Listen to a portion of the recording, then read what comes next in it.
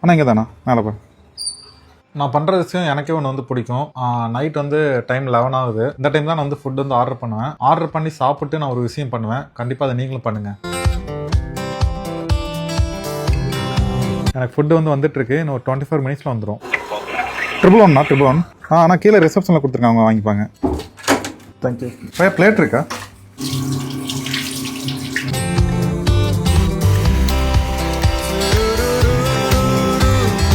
நான் அதான் இப்போ ஸ்விக்கியில் ஆர்டர் போட்டிருந்தேங்க. பிரியாணி ரொம்ப நல்லா இருந்துச்சுங்கக்கா. தேங்க்யூங்கக்கா. அதுக்கு தான் சொல்ல கூப்பிட்டேன்.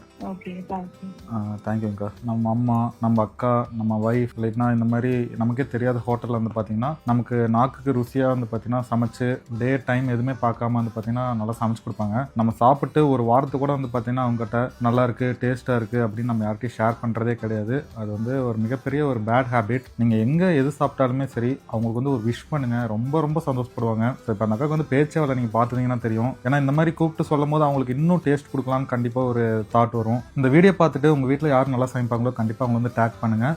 அவங்க ரொம்ப ரொம்ப சந்தோஷப்படுவாங்க. தேங்க்யூ.